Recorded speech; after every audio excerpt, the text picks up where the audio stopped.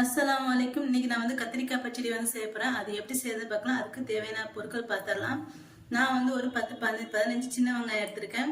ஒரு 4 கத்திரிக்காய் எடுத்துருக்கேன். அந்த கத்திரிக்காய் வந்து சுட்டுக்கணும்.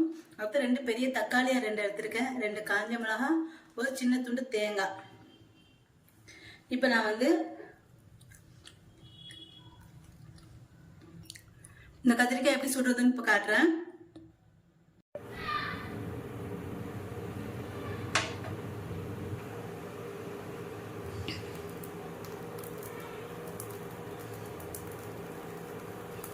இப்போ கத்திரிக்காய் சுட்டதுக்கு அப்புறம் இந்த கத்திரிக்காயில உள்ள மேல இருக்கு பாத்தீங்களா தோல், இது எல்லாத்தையும் எடுத்துடணும்.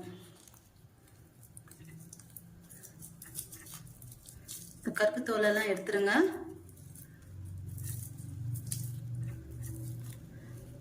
பாருங்க, அதே கலந்து வந்துடும் சட்டை மாதிரி.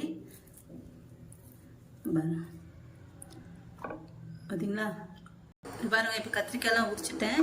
இப்போ கத்திரிக்காய் சின்னதாக பொடியை நறுக்கிக்கணும். தக்காளி, அப்புறம் இந்த சின்ன வெங்காயம் இதெல்லாம் பொடியை நறுக்கிக்கிட்டு, அடுத்து வந்து இந்த தேங்காய் வந்து ரொம்ப கம்மியாக எடுத்துக்கோங்க. இந்த தேங்காவும் இந்த காஞ்ச மிளகாய் வந்து திரிச்சுக்கணும், பொடி பண்ணிக்கணும். இப்போ எப்படி செய்து பார்த்துடலாம். மிளகாத்தில் வந்து சுட்டுட்டு அதுக்கப்புறம் வந்து பொடி பண்ணிக்கோங்க தேங்காயோடு சேர்த்து. இப்போ நான் வந்து இந்த தக்காளியும் சின்ன வெங்காயத்தையும் சின்னதாக நறுக்கி போட்டிருக்கேன். இதில் வந்து கொஞ்சமாக தேவையான அளவு உப்பு சேர்த்துட்டு நல்லா இதை வந்து கை விட்டு நல்லா நுரங்க பிசைஞ்சுக்கணும். இதை இந்த தக்காளியும் இந்த வெங்காயத்தையும் பாருங்க, இந்த மாதிரி பிசைஞ்சிட்டேன். இப்போ இதில் வந்து நான் வந்து கத்திரிக்காய் வந்து சேர்த்துக்கிறேன்.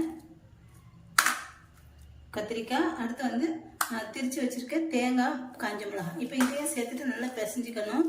கண்டிப்பாக மிக்சியில் போடாதீங்க, கையிலே நல்லா பிசைஞ்சுக்கோங்க.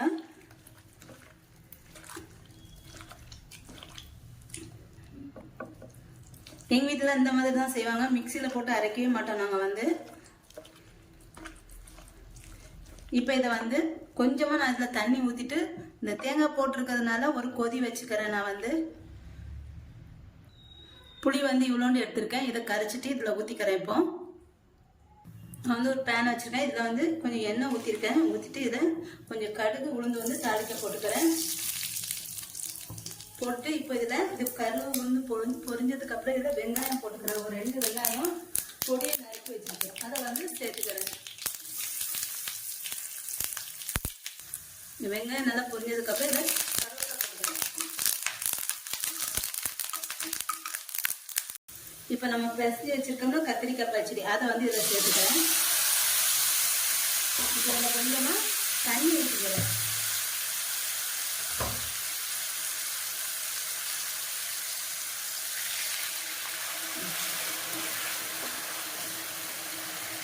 ஒரு சிலவங்க வந்து பச்சடிக்கு வந்து தேங்காய் வந்து சேர்க்க மாட்டாங்க. அப்படி தேங்காய் சேர்க்க விருப்பம் இல்லைன்னா நீங்கள் வந்து மிளகாத்தூள், காஞ்ச மிளகாய் வந்து நல்லா சுட்டுட்டு நல்லா நொறுக்கி இதில் போட்டுக்கோங்க. நாங்கள் வந்து தேங்காய் சேர்க்குவோங்க, நான் வந்து கொஞ்சமாக தேங்காய் வந்து சேர்த்துக்கிட்டேன். இப்போ இது வந்து ஒரு நிமிஷம் இது வந்து நல்லா கொதிக்கணும். நல்லா கத்திரிக்காய் பச்சடி வந்து ஒரு கொதி வந்துருச்சு. இப்போ நான் இதில் வந்து புளி வந்து கரைச்சி வச்சிருக்கேன், அதை வந்து ஊற்றிக்கிறேன். இதுதாங்க ஒரிஜினல் கத்திரிக்காய் பச்சடி. எங்கள் வீட்டில் எல்லாருமே இப்படிதான் செய்வோம். மிக்சியெல்லாம் போடவே மாட்டோம், எல்லாமே கை தான். கடைசியாக மட்டும் இந்த தேங்காய் போடுறதுனால ஒரு கொதி வச்சுக்குவோம். கத்திரிக்காய் வந்து அந்த சுடும்போதேட்டு வெந்துடுறதுனால ரொம்ப வேக வைக்க வேண்டியது இல்லை. தக்காளி வந்து நாட்டு தக்காளி போட்டுக்கோங்க, அதுதான் சட்டுன்னு வேகும், 1 நிமிஷத்தில் வெந்துடும். இப்போ எங்கள் வீட்டில் வந்து இப்போ வந்து கத்திரிக்காய் பச்சடி வந்து ரெடி ஆயிடுச்சு. இப்போ இதுதாங்க ஒரிஜினல் கத்திரிக்காய் பச்சடி. நீங்கள் கத்திரிக்காய் வாங்கினீங்கன்னா பச்சடி வைக்கலாம், இந்த மாதிரி ட்ரை பண்ணி பாருங்கள். ரொம்ப டேஸ்ட்டாக சூப்பராக இருக்கும். என்னோட இந்த வீடியோ உங்களுக்கு பிடிச்சிருந்தா லைக் அண்ட் கமெண்ட் ஷேர் பண்ணிக்கோங்க. என்னோட சேனலை மறக்காமல் சப்ஸ்கிரைப் பண்ணிக்கோங்க.